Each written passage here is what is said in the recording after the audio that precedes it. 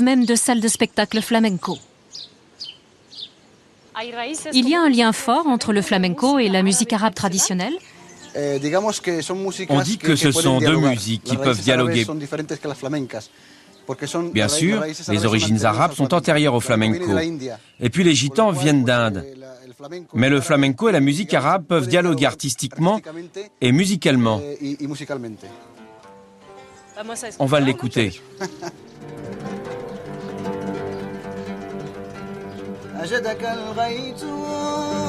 Avec l'Alhambra en guise de décor, petit concert improvisé. أجدك الغيت إذا الغيت أمان إذا الغيت أمان يا زمان الوصل بالأندلس.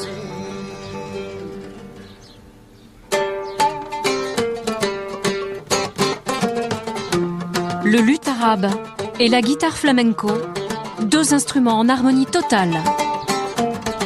Deux instruments mais aussi deux cultures intimement liées à l'histoire de Grenade, la capitale du dernier royaume arabe d'Europe.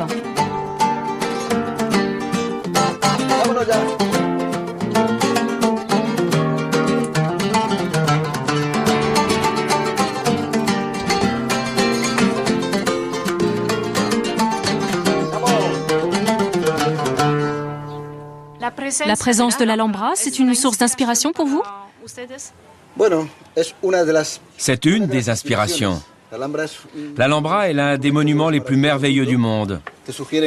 Elle te suggère des choses quand tu la vois, tu peux composer des choses. Mais à Grenade, il y a d'autres merveilles.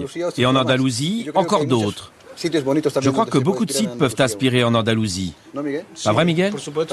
Oui, l'Andalousie est magique. Mais évidemment, se retrouver dans un tel site, avec des amis, avec cet instrument et ce décor, il faudrait être de pierre pour ne pas le voir. Bien sûr, il m'inspire, ce monument chargé d'histoire. Je sens cette histoire.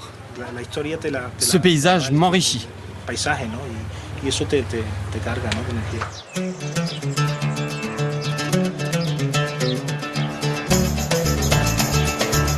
Mais cette histoire ne s'est pas arrêtée à Grenade. Elle se poursuit jusqu'à la Sierra Nevada, notre ultime étape. Ce puissant massif montagneux délimitait au nord le royaume de Grenade. À ses pieds, la région des Alpujarras.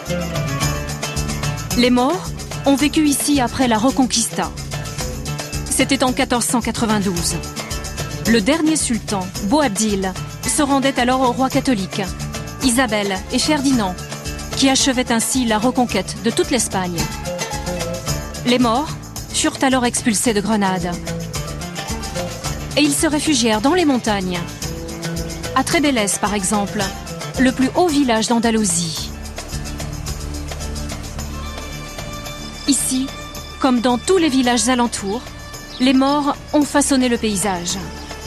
Ce sont eux, par exemple, qui ont créé les premières cultures en terrasse, dotées de systèmes d'irrigation performants.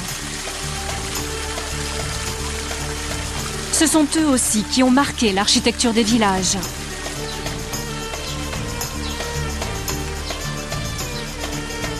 Avec nous, à nouveau, José Maria, l'historien rencontré à Grenade.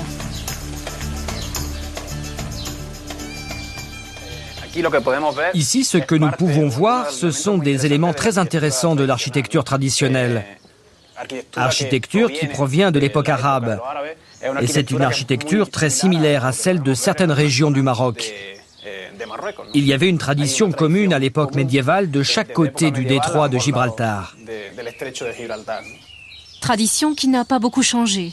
Ici, par exemple, on habite encore à l'étage, au-dessus de la rue. Autre création de l'époque, les passages. Nous sommes dans un de ces passages. C'est une sorte de rue couverte, un espace privé qui peut être une habitation, une terrasse ou un passage d'une maison à l'autre. Tout cela est fait avec des matériaux locaux. de la pierre, de la terre, de la chaux et du bois.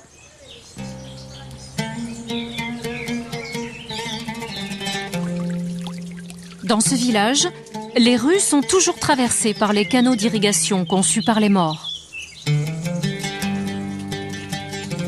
Les maisons, elles, ont conservé leur forme cubique d'origine, surmontées d'un toit plat. À découvrir au sommet de quelques escaliers bien raides.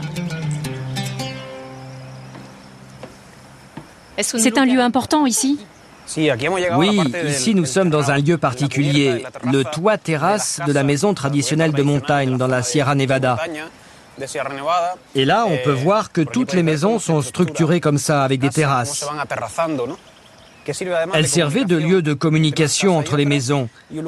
Et puis, c'était des lieux productifs parce qu'on y faisait sécher les produits des jardins situés dans la vallée. Les piments, les tomates, quelques fruits et surtout les raisins secs. Et finalement, ça devenait un espace occupé, utile, sur le toit de la maison. Ici, dans ces montagnes, s'achève donc notre périple arabo-andalou.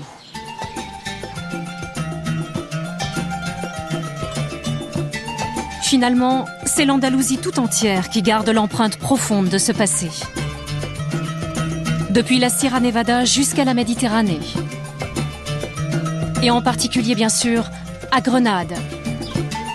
Une histoire arabo-andalouse riche, désormais valorisée, reconnue dans le monde entier et toujours bien vivante.